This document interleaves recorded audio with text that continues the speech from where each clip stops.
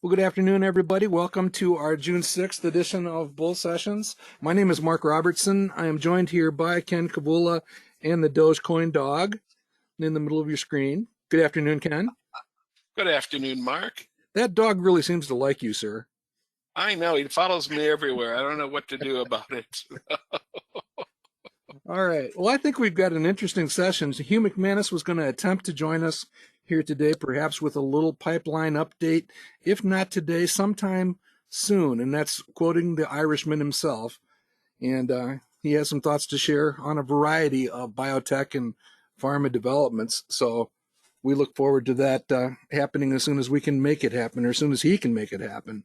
But today I had a little bit of fun putting together some stuff. This takes me back a little bit, Ken, to my engineering days when I spent a considerable amount of time in control rooms in new power plants, all fossil, mostly coal. Back many years ago. In fact, some of those plants that I originally started up are probably now retired, and that really makes me feel old. Or being brought back online. I don't know which it is, Mark. Yeah, but whatever they call rejuvenating them, and I think I could use a little of that rejuvenating too. But the graphics along the top are straight from some of the Department of Energy reports, and we will stop in on a bank or two along the way. We do want to talk about artificial intelligence, especially as it was encapsulated in this book from 5 years ago. George Gilder, we actually reviewed it 3 years ago, and we admitted at the time it was not an easy read. And Ken and I are both going back and taking another look at it. I find it fascinating. You'll see the topics as we go here. Some of the stuff that was covered by Mr. Gilder 5 years ago, and it just nudges me to attempt to understand and stay in touch with people like him to watch for opportunity. Ken admitted to me before we got started here that they have a couple of investment clubs that have NVIDIA inspired by this book, and everybody knows that anybody that owns NVIDIA stock this afternoon is probably smiling. So it's been a pretty good experience for you and your family clubs, correct, Ken? It certainly has, and a great experience for my grandson, because he was the one that brought the name to us even before Life After Google here. He brought the name to us because he had heard that it was involved with gaming, and he was quite a gamer. He brought it to us when he was 16.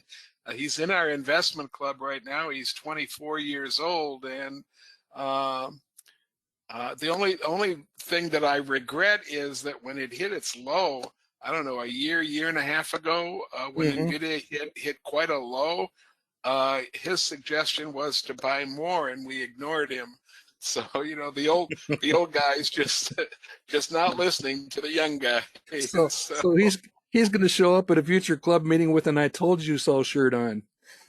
Yeah, something like that, I think. Good stuff.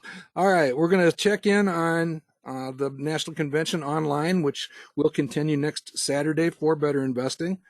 And we'll check in on our utility auto pay portfolio a little bit. And then we're going to set the stage for an attempt at exploring and delving opportunity into this changing landscape of electricity and as it relates to everything, including and beyond electric vehicles.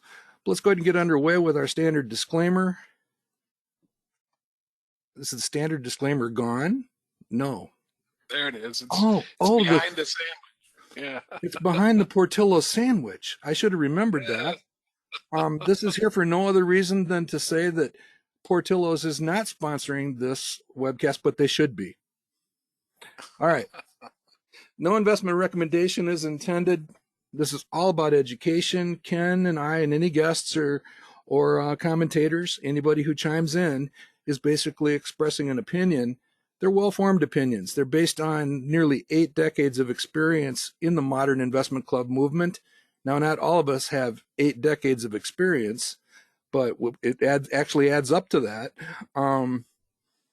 There's just a whole bunch of concepts and analytical techniques and methods that have led many people to very successful investing. In fact, I got an absolutely heart-rending letter this morning from somebody who basically credits the Modern Investment Club movement with dramatically changing her situation in life.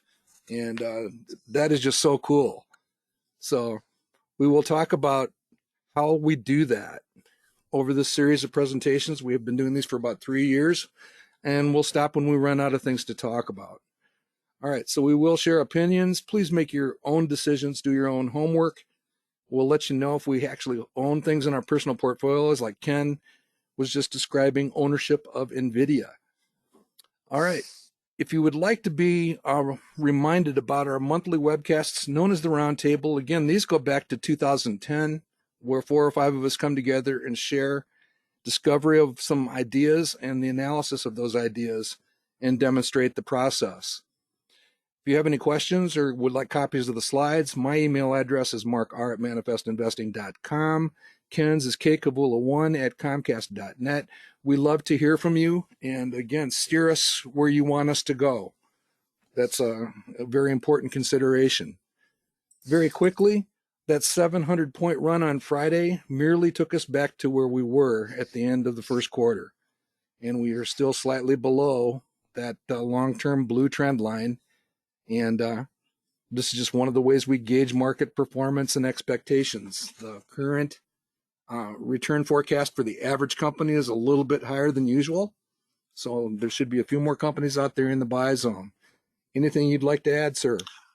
I've noticed a dozen or so, maybe 14 new names on the list, Mark, of people that are here today. And I just want to make the point that that last bar is a work in progress. Those are quarterly green bars.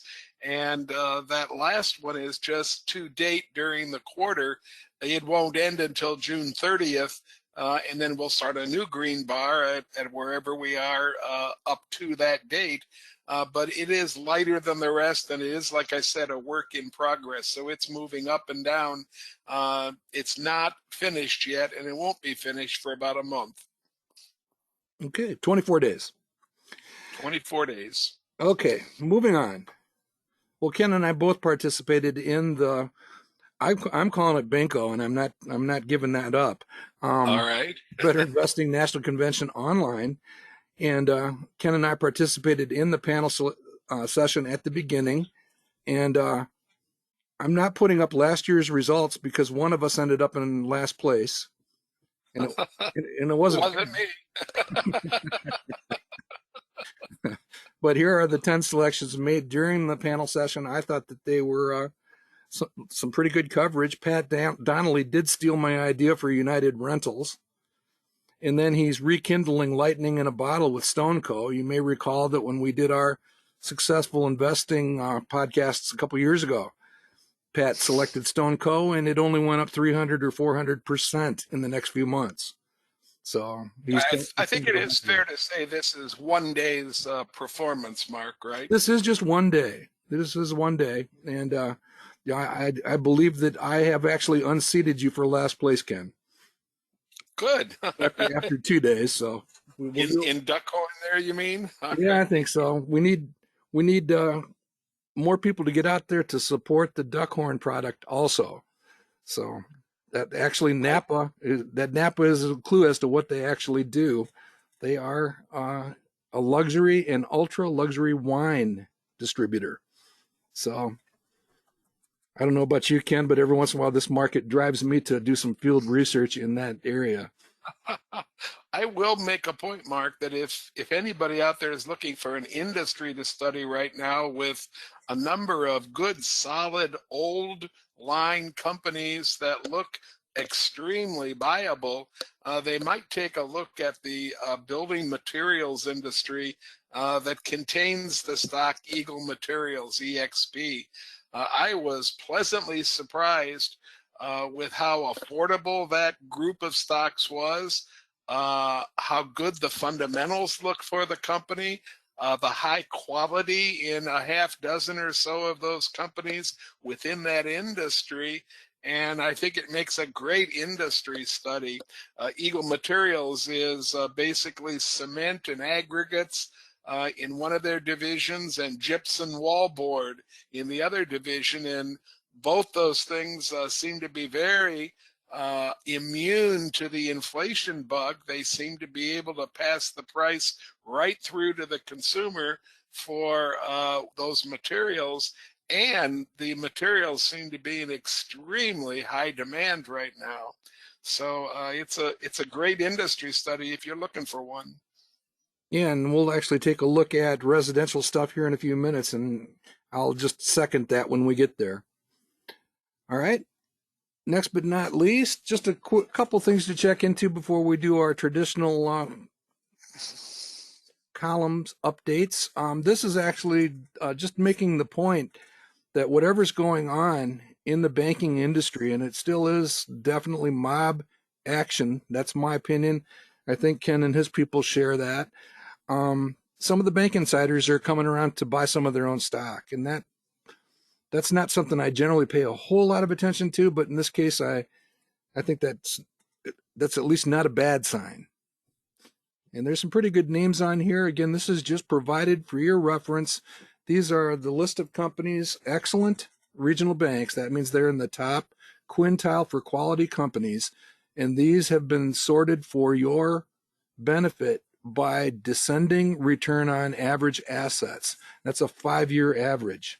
Of course, you want to take a look at the trend and take a closer look at them as you study. This is just screening results, but there's some community favorites and some household names up at the top of that chart. And I do think I want to accumulate some banks. I haven't decided which one I want to stick my toe in yet.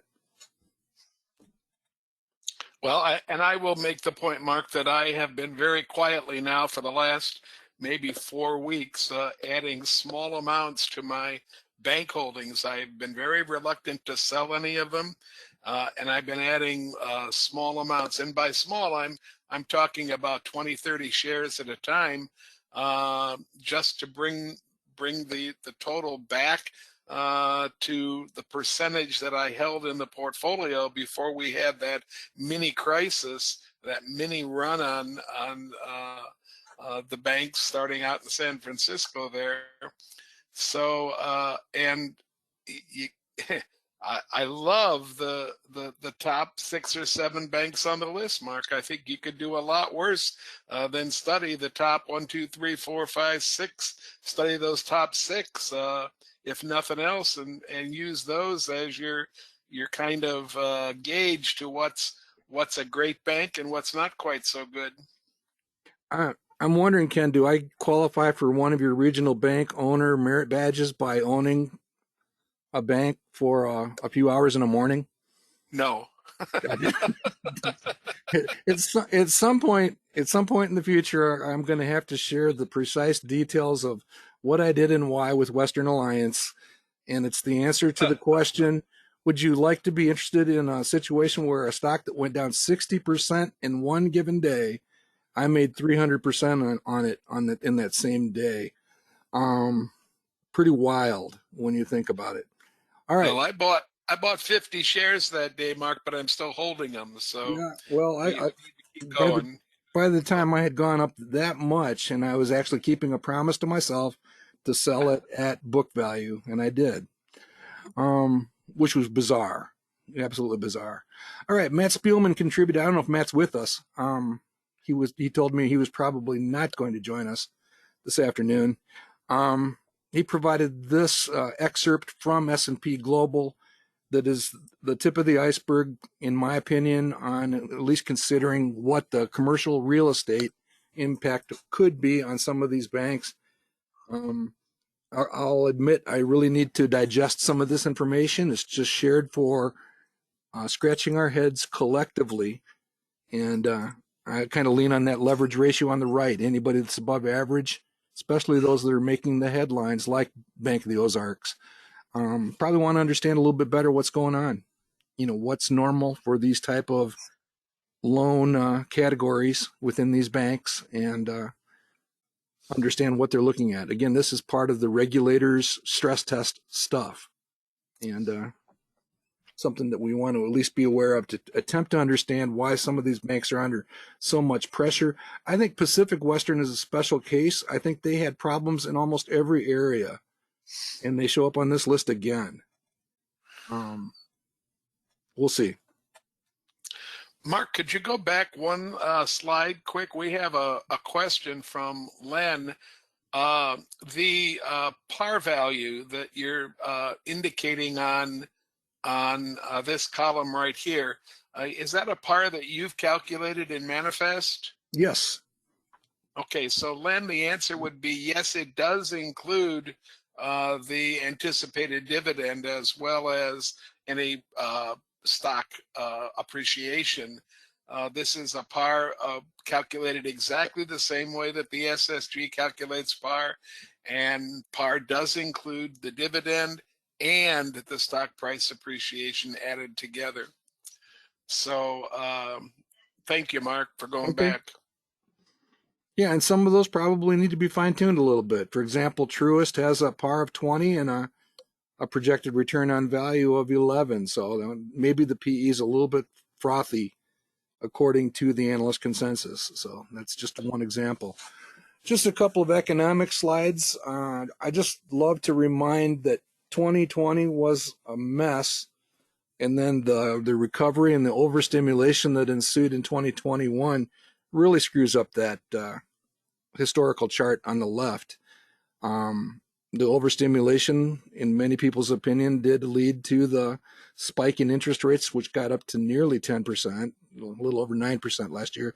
They have settled back. They do seem to be trending in the right direction.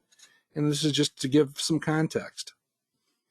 Ken likes to go back and talk about that moment in the late 1970s when interest rates were higher than most. If you're a Generation X or a millennial or whatever, you can't relate to that number, but I remember it. Emblazoned in my mind, Mark. Okay. This talk about gasping when you walked into a financial office. Okay. Mark, have you noticed the scuttlebutt about a little bit of waffling from the Federal Reserve about this 2% inflation rate, and a debate being forged right now as to whether the 2% rate is the rate that they should actually be focusing on, and some of the Fed directors even coming in and say maybe it'll be worthwhile to pause interest rate hikes and for us to have a discussion on whether that 2 number is correct, or maybe it should be 2.5 or 3 for normal inflation going forward. Very interesting that there's some taking a step backward finally and looking at what their rapid ascent of interest rates has done to a lot of pieces of the economy. I'm setting you up for the housing thing here pretty quick, Mark. All right. Well, yeah. Well, you realize you just asked an engineering question. Yep. I'm going to actually lean on our dear friend Paul Witt, who's a volunteer in the Mid-Michigan chapter. He works for Dow, and he's quite an accomplished process engineer. And he and I have both pointed out that you don't pick a number, you pick a range, and then you manage what you do to that range. So the numbers, they shouldn't even be talking about a target number. They should be talking about keeping it between 2 and 3, for example. And when it gets to 3, or 3.25, then you take action. You don't sit there and target 2 and then decide to take action when it's at 5, which is basically what they did. So it as Paul basically said on the Manifest Investing Forum, they are lousy process and industrial control engineers.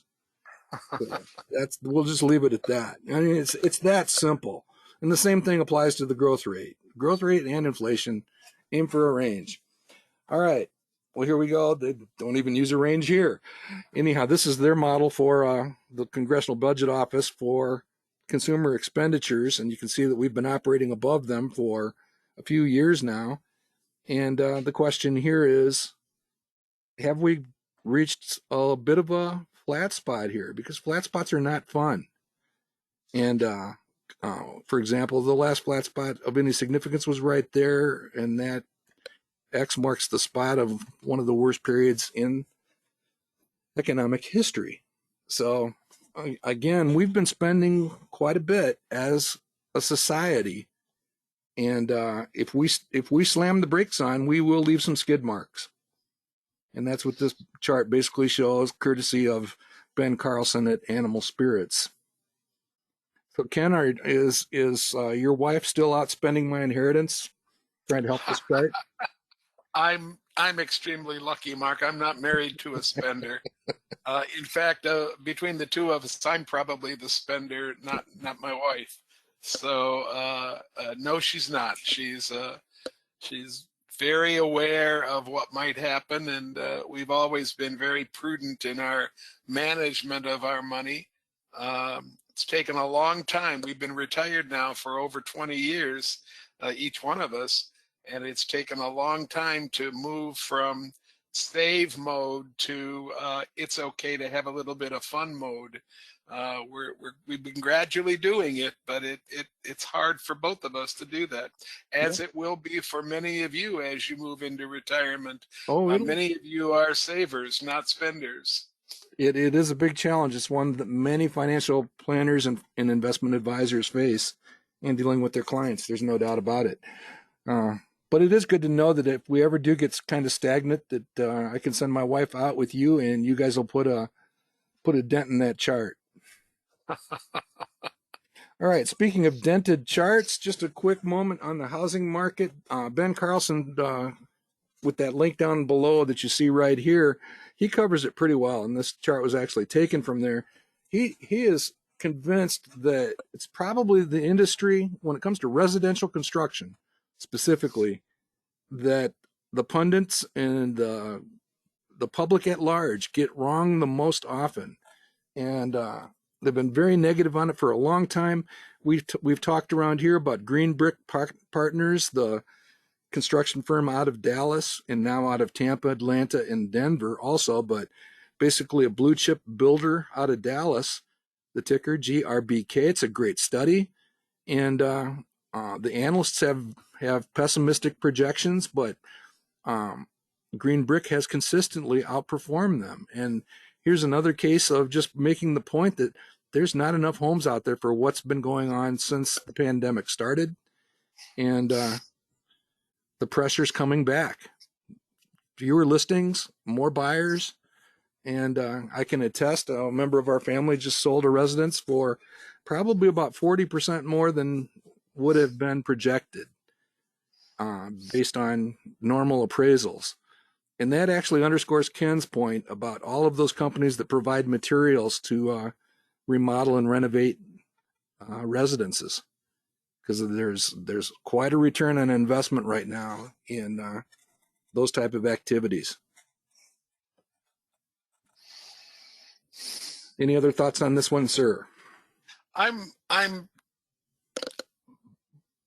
befuddled, Mark is a good word. I'm perplexed by the fact that the analyst community seems to be operating as we so often see them operate, as a herd right now. When you bring up any good, solid house builder, retail housing stock, whether it's Lennar or D.R. Horton or MI Homes, and there's the list. There's probably a dozen really good, solid companies in that industry, and you look at the projections for the next 3 to 5 years for these companies, you notice the same pattern. I don't think they're looking at the individual companies anymore. I think they're looking at the industry as a monolithic kind of thing, and they're deciding they're all going to do the same thing. I certainly know that living in the Saginaw Valley sets a price on my home that's very different from the price that would be set if my home were transported to Palo Alto, California, or were transported to one of the subdivisions near the coast of Florida, or even into places in Texas.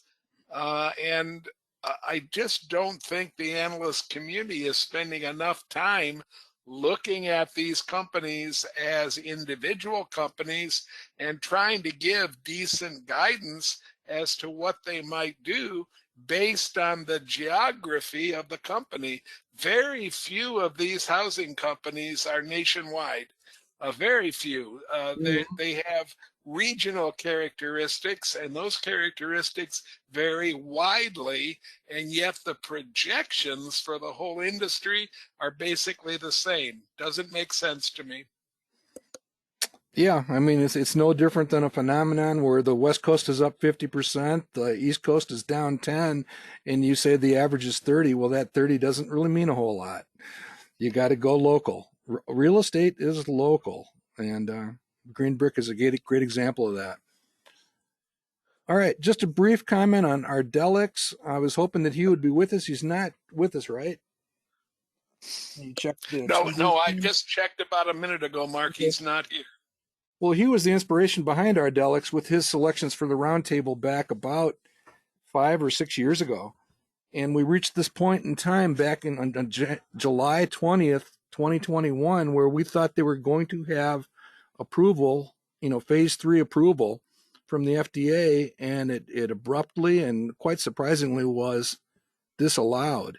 And again, as a reminder to those of you who might not be familiar with the company, it went down 73% that day after hours. That's always nice.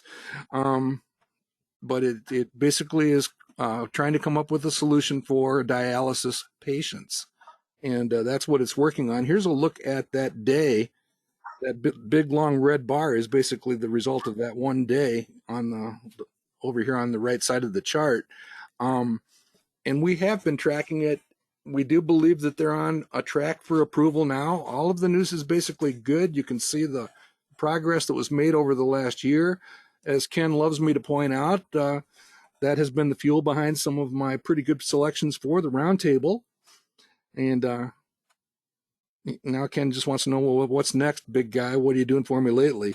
That's been a pretty good run. It's relaxed a little bit here in recent months, but all the news continues to persist, and they continue to make progress towards approval and implementation / deployment of their solutions. So that's your quick update. We have not seen any disruption to the story as we understand it, and it's been covered extensively in the Manifest Forum. Other couple of quick reminders. We've been reminding you all along about Lilly and Novo Nordisk, their effort on the weight loss drugs and the A1C stuff that they're doing with diabetic patients. And just a quick reminder that they did come out with an oral pill version, both companies, that is currently in testing now also. I know a lot of people, Ken, that won't stick themselves with the EpiPens or whatever, but they're willing to give it a go with the oral medication.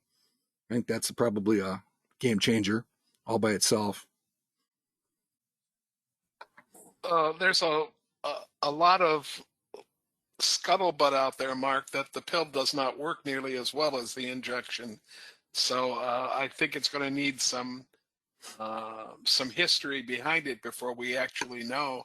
The pill was developed quite quickly after they got approval to use this drug that originally was for type 2 diabetes, to use it for weight loss. They got approval to use it and market it, and then they developed the pill quite quickly. So I think that it'll take maybe 6 months or a year to make sure that the pill is delivering. It's not delivering any more side effects or anything like that than the injections, but it doesn't appear to be as effective as the injections at the moment. Yeah, and I would just encourage everybody, thinking as an investor, there are plenty of people who are candidates for this medication, and the percentage numbers that are being kicked around are substantial, and it could be quite good. It was covered pretty extensively by Rick Edelman in that a recent sit-down conversation with Josh Brown, and that's kind of where we first became aware of it, or at least one of the places. And it's just worth being up to speed on it. The market for both companies and probably other competitors is massive if it pans out the way that it potentially could. The other quick update, I don't have any specifics. The only thing I would say about this particular chart, in the absence of Hugh McManus, is that he has quite often chided us in terms of his opinion that in many cases the analysts tend to be very pessimistic and underestimate the pipelines for these companies. And that has proven to be true many times in the past. There have been times when he took positions in Lilly when the projected return on a stock selection guide would be in low single digits, and nobody can figure out. And he would basically say, well, because the analyst's assessment of the top line potential is wrong, and probably, underestimates the potential. And he's proven to be right more often than not. Mark, I want to add that I've been noticing when I'm reading about these two drugs, one from Novo Nordisk called Ozempic, and one from Eli Lilly called Mounjaro. Mounjaro. Thank you. I've been noticing that a number of the people writing up the information have a little bit of difficulty with the idea that 15 pounds does not necessarily equate to 15%. And I'm noticing the same numbers in a lot of articles, sometimes reported as you may lose these many pounds, and sometimes reported as you may lose these many percentage points of body weight. Certainly you and I and our audience understands that 15 pounds is only equal to 15% if you weigh 100 pounds. Yeah, only if you're my wife. Yeah. I really think that we have a community of writers that need to be a little bit more thoughtful about the arithmetic that they're using to report on some of these things. I'm certain that some of them do not mean percentage of body weight. I would find it very difficult to believe that these drugs could help you lose 25% of your body weight. Yeah, and it's kind of important to make that distinction, and they should figure that out. I mean, you're threatening to launch me on a soapbox here, so I'm going to avoid it. But Okay. oh my goodness, some of these are very smart people that are not getting it right. So, oh well. Moving on. All right, just checking in on our groundhog results. Matt Spielman continues to hold down the lead. Some prominent investment clubs that have been around year in and year out are on the list, including our two-time defending champions. They're at number 40. They're just waiting for the last couple of weeks to make their standard closing rush. But it is pleasant to be one amongst a group of millionaires here. It's been a long time since the entire top 40 was over $1 million, and Ken and I are both in the middle of that pack. So that's good. Notice you were bragging about Herb making a return to the top, and look where he's at, Ken. Yeah, Herb had made a big run up and then a big run down, and now he's made a big run back up the list again. He must have one stock in his portfolio that's really sensitive to what's going on. Could be. And then we also want to welcome Heather Braun, the wife of Fritz Braun. I had left her off the original listings, and she checks in at 18th. So she's on the list. And again, more participants beating the market than has been the case for the last year and a half or so.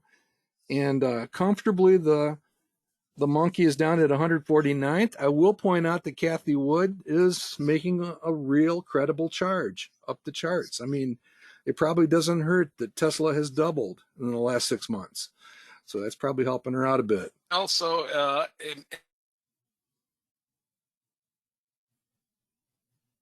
Nope, you may have dropped out for a second there, Ken. Got you back? Hope it's not me. I'm still showing I'm okay on my end. Well, while Ken attempts to rejoin us, I also wanted to point out that the Lone Star Investment Club joined the group up at the top of the pack. They're not there. They're in fact touting some of these companies. I'm just here to wave the flag and say, if you don't make any money, you're not investable. Period. Okay. You actually slipped away for a couple minutes, probably 30 seconds there, Ken. Okay. So Do you feel better about whatever you were pontificating about, or? I I feel better about it, about saying that, no matter whether anybody heard it or not. All Okay. right, all right. As long as you got it off your chest. All right. Speaking of getting things off our chest, our best small companies are definitely gathering their strength for the rest of the run to Halloween. So let's hope for the best. Yeti actually hit a speed bump, and you were telling me that a couple of these Malibu had a pretty strong day or two, and Fox Factory in Malibu are having good days today, as is Service First Bancorp is having a good day today. Service First is so far down, though, it's going to have a lot of good days. Fox Factory in Malibu might, they're close enough. They might go positive again as far as relative return is concerned. well, as you have pointed out many times, we almost lost a like 30-point lead a couple of years ago in the last month. And so anything can happen. Hopefully anything can happen to the upside here also. Um, there's a lot of horsepower firing at that 1.1 million mark in the general market in the names of Apple and Google and all of those type of companies. So Thank the heavens for Technoglass. And Technoglass is in that same industry category as yep. Eagle Materials, that building materials industry. So Mhm. there's some good companies in that particular industry right now. All right, so we'll just do our sign of the cross, throw some salt over our shoulder, and move on. All right, here's a quick look at. Again, we're taking a while to get to our main event here, but we'll do the best we can. Here's that utility auto pay demonstration where we picked 5 utilities 2 years ago, and the intent was to generate enough in dividends to pay the monthly bill. And the 5 original utilities, 4 of them are still in place. We did sell South Jersey at a, not by choice, it was taken away from us by someone else, but at a pretty decent premium. And things are going along pretty much swimmingly. These all still look pretty good. Here's the actual ledger, and this is the main point of the demonstration, to just basically show that the dividend streams can make the payments, and that green highlighted area in the middle has to stay above 0. And it has been. And the one thing that we're doing just for the purpose of watching it and gauging it is follow this JEPI, which is a JP Morgan exchange traded fund that basically does an enhanced dividend strategy with options and that type of stuff. And it looks like it's going to average 8 to 10% yield. The underlying stocks are basically a 2% yield, but they've demonstrated an ability to bring home the type of numbers that you see on here. Other highlight, we did have a 9% increase in the electricity bill. So that was accounted for with the future payment. This stuff down here is budgetary. And it's pretty straightforward. Cranking along. Mark, can you back up one slide, Mark? Sure. I have a person in our audience that's trying to make sure they understand the current value of 49,000 for the portfolio compares to the cash flow value of 45,000. So that means the actual underlying stocks and ETFs are worth an extra 4,000 from when they were purchased. Is that a correct assumption? That's correct. After paying utility bills for 2 years. After paying everything, the portfolio itself is still worth 4,000 more dollars. Okay. Mm-hmm. And again, my wife and I own shares in that JEPI for the same reason. We'd like to understand it and follow it more closely. And it's not for the faint of heart, I'm sure. One of these days, I'll probably wake up and need to cry on Ken's shoulder. All right. Quick look at just the fundamentals behind OGE Energy. That's Oklahoma Gas and Electric, back from my days running around in those areas, including the Oklahoma Gas and Electric control room at Sooner Station. But anyhow, pretty consistent stuff. It's never going to get too high and rarely too low when it comes to the projected return. It's actually in a pretty good place right now. This is probably a company that benefits from the stuff we're about to talk about also in terms of electrical demand, assuming that they meet the situation properly. I do wish I'd noticed a little bit more about not just this utility, but others that at the bottom of the COVID pandemic situation, there were some pretty good bargains. This one fell down as low as 23, I believe, back in that time frame. But again, decent returns for what we're talking about, 4% yield. Pretty good company. All right. So Ken, you ready for the main topic for today? I think so. We've got about 15 minutes. And what we want to basically do here is introduce the topic. We've talked about it a little bit. In a nutshell, it's basically sitting back, maybe with a cup of coffee or an adult beverage, maybe necessary, to think about, what is going on in the electricity and electrical industry. One of the theories is that perhaps GE could be, believe it or not, a diamond in the rough that is really misunderstood. I don't know. We may get there next week. We also asked the question about why did Buffett buy a railroad that basically goes right down the middle of the United States, and then follow up with the purchase of a utility right in the middle. We're going to talk about that. But much of it was inspired by this book by George Gilder, Life After Google. It's a difficult read, but it's a worthy read. So let's go back and talk about some of the inspiration here. We noted this 2 years ago in our book review. Does it seem like 2 years ago, Ken? No, that time really went quickly. Because we didn't expect to end up where we did in many of the areas, and this was one of them. Google was noticed. I believe this was about 20 years ago when they started doing this. Google actually went out and bought a retired site on an aluminum smelting plant. I don't remember the river, but it's in north central Oregon, about 50 miles east of Portland. And in the book, they talked about this notion of a power company could give away personal computers and make a profit on the power consumed by them. And that's just a hint as to what is happening that's the micro version of a macro situation. With all the talk with electric vehicles and everything else being computerized and the Internet of Things and all that, it is going to generate more power consumption. So it just urged us to take a little bit closer look at that situation.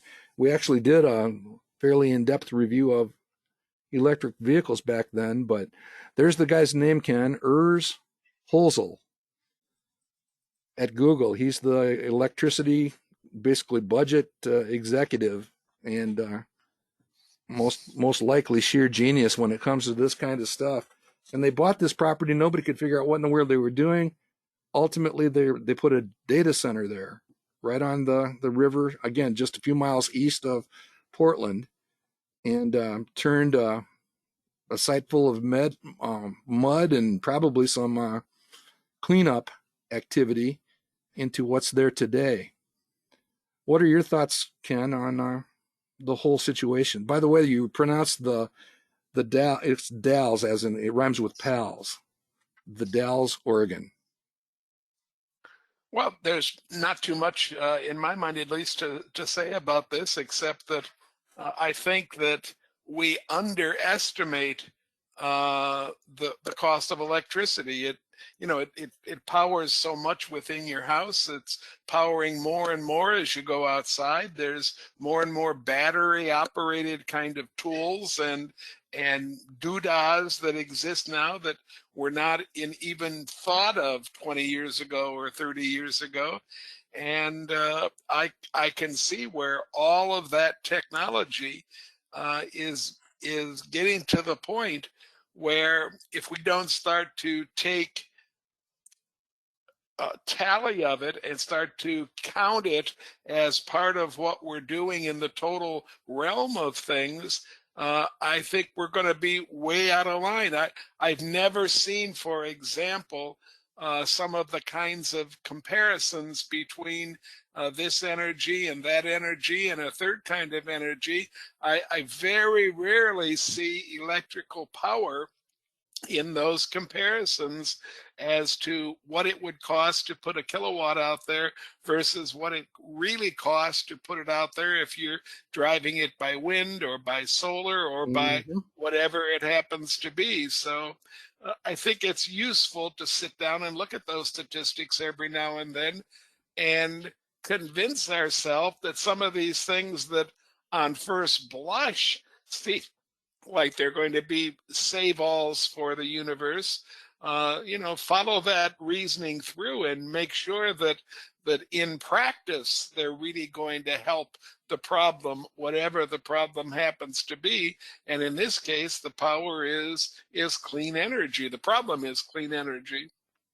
And opportunity. Okay. And this is kind of what we discovered as we dug in a little bit deeper. That's a current day picture of the site with the data centers, which are just absolutely massive, and they have to be air conditioned and water cooled, and their piping system, just like it said on the previous slide, in the colors of Google. But the thing that I found in going back on the book, and again, the guy's name was Urs Hölzel. Um, he basically went through and talked about this challenge of keeping the stuff cool, locating next to a hydroelectric dam, trying to get into a position where they could easily self-generate some renewable energy driven electricity, and they are making some very significant gains. But I guess what I found very interesting, again, it's a heavy read, but as you go through this book, again, it's 5 years old. The early stuff that was actually communicated about artificial intelligence, at least to me, along with some of those other topics, they're just here because they have certainly unfolded over the last several years. And I found it quite interesting to read through the genesis of NVIDIA.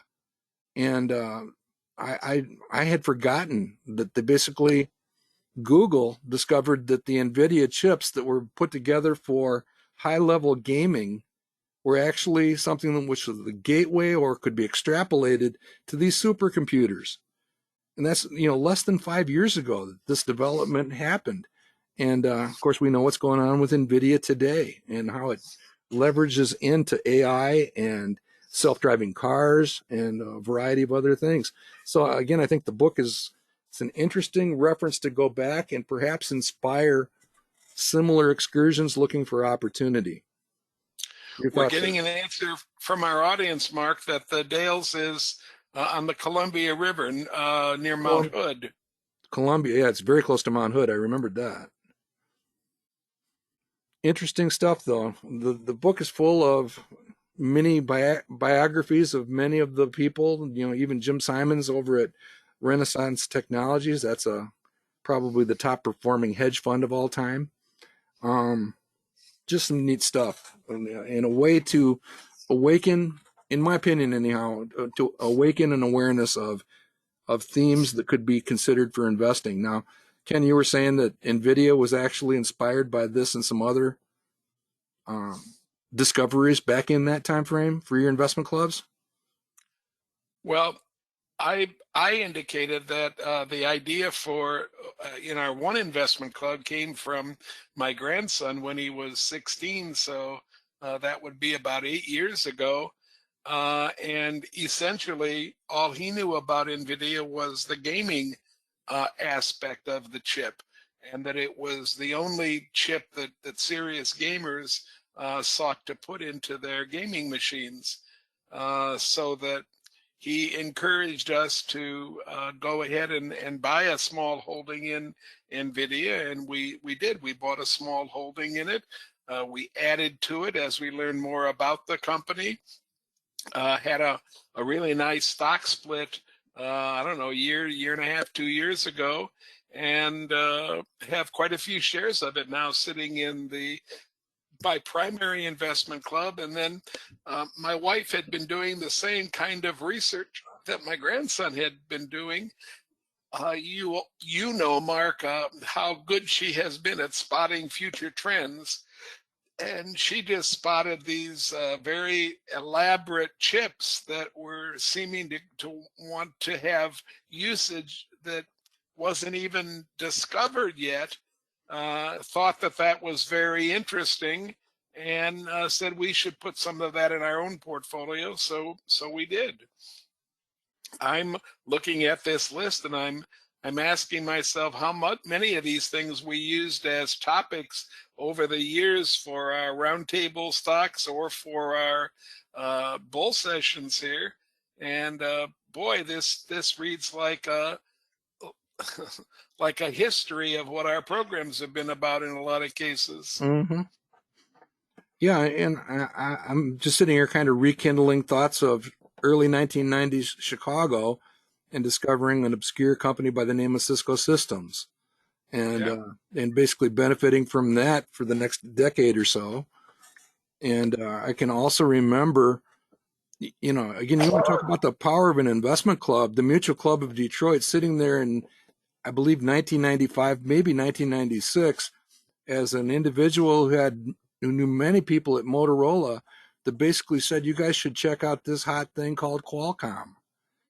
And the club proceeded to buy a, a big basket full of Qualcomm stock and watched it go from 20 to $1,000 per share.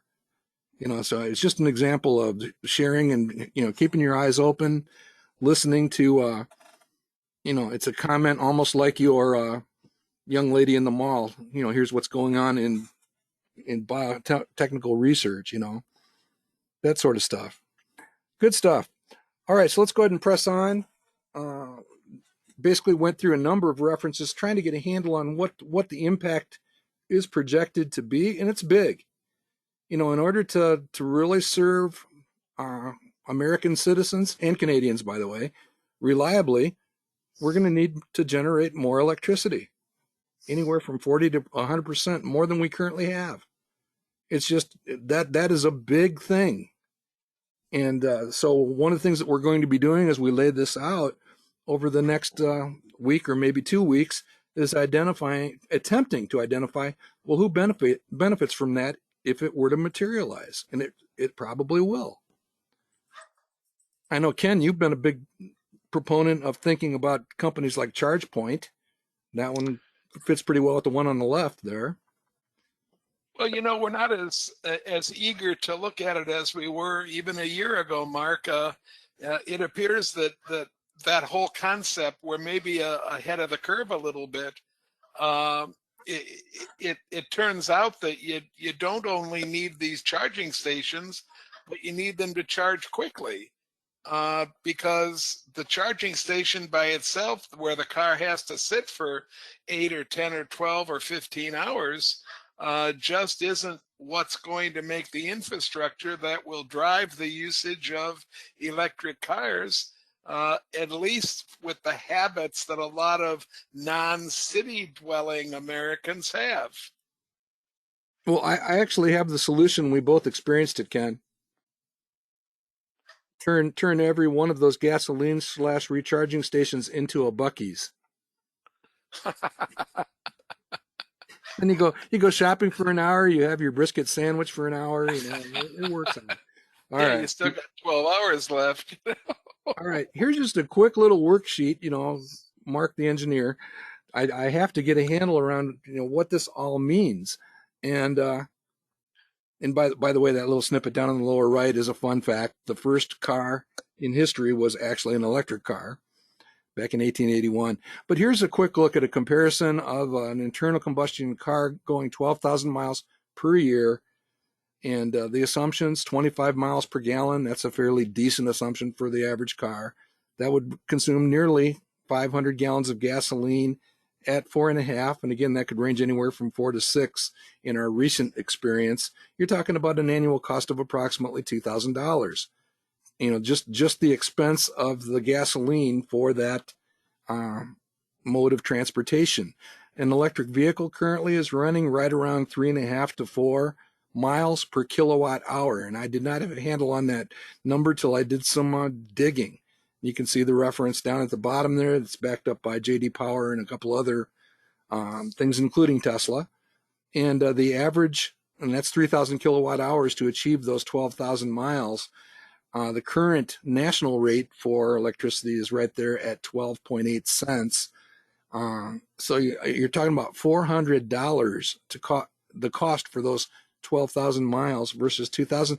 That's significant. That is significant enough to tip the analysis in an interesting way. So that gives us a better handle on the order of magnitude for what we're talking about here. So here's just a couple things just to put it in context. The United States and Canada is divided up into reliability regions.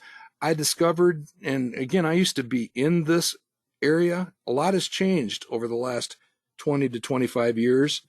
I'm really dating myself, but I can remember when utilities had to file some pretty comprehensive resource plans, and they had to be integrated resource plans. I learned now that FERC has basically kind of circumvented all of that, and it's really kind of a reliability free-for-all when it comes down to it. I think it'll be interesting to see if the market can handle that, and this is just basically how it's divided up right now. Here's the answer. By the way, that arrow is pointing at the Dalles site on the Columbia River just east of Portland. But this is just a quick map of the types of energy that can be generated in certain areas of the country. And I don't think there's it's not an accident that Buffett owns a railroad and an electric utility right down the middle of this. Notice that the wind and solar resources, run right up the middle, and the coal and natural gas and all that stuff, that's pretty much up the middle into the Appalachians to the east. And it just really shows you, where is the energy. So if you're going to put the power plants near those energy sources, you're going to need more transmission. That is a big topic of discussion, and we'll be talking about that in the context of ABB and Siemens for sure. Any thoughts or comments on this one, Ken? No, it's a messy looking map. What's the black line again, Mark? Do you know? I think the black line is the seams. And they're basically talking about seams of fuel, and there basically are pipelines running in those areas too. So, okay. And then here's again the answer to the question, where would you put the windmills in the United States? Well, either on the coasts, and there is some of that going on, but the place with enough wind speed, average wind speed, to make a difference are the ones in blue or red up at the top of the chart that you see here. So you can see that it literally is right down the breadbasket of Omaha when it comes down to it. So this is not something that was lost on Berkshire Hathaway at all in what they're doing with their electric utility acquisition. All right. And now here's one thing. I used to pay a lot closer attention. I used to be pretty well read on the subject, but I've fallen behind here in recent years. But this is an absolute game changer if this starts to happen. During May, Microsoft actually signed a power purchase agreement for a nuclear fusion source. And they're talking about delivering electricity by 2028. Now, there's some experts that say that's, I'd like to have some of what they're having or what they're smoking, but they think they can do it. And it's this company called Helion Energy. And you dig in a little bit deeper and you find some interesting companies involved and some interesting people involved in making that sort of thing a reality. This is a game changer, and I would bet against them coming up with smaller power plants that don't have all the challenges of the large central nuclear stations, and doing it in a way that makes sense. Any comments or questions on that, Ken? No, we're staying pretty clean here, Mark. Okay. All right. Helion, in case you're wondering, is still private, but as Hugh McManus has taught us, you can go to crunchbase.com, and at least find out some of the stuff that's going on with the company. And at the Crunchbase site, or this was actually a Forbes article that referenced the Crunchbase site, it talked about the companies most leveraged or interested in the nuclear fusion development. Lo and behold, our friends are at the top of the list. They're actually working with this company, TAE, on the progression of propagation of nuclear fusion commercially, and some other interesting companies. I had no idea these guys were in here, and the other ones are easy to understand also, really, how much they would benefit. So what it all comes down to, this is actually a chart I borrowed from a little over a year ago. Matt Spielman had put together kind of an ecosystem chart of the stuff that needed to be thought of as impacted both beneficially and negatively by the shift to electric vehicles and that sort of thing. I'd like to find a similar type of ecosystem chart for this electricity infrastructure consideration. Who's going to be selling the stuff? Who sells the stuff to ChargePoint? Maybe a bunch of those companies. Cy Lynch has been big on the company Littelfuse, because no matter who moves ahead, they're going to be buying stuff from Littelfuse and other companies like that. So you may recall this slide, Ken. I think it shows how wide open the considerations are for something like this.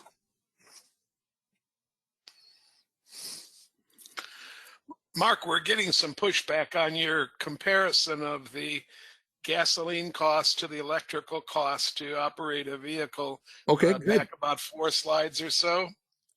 It's one of the reasons I put it out there.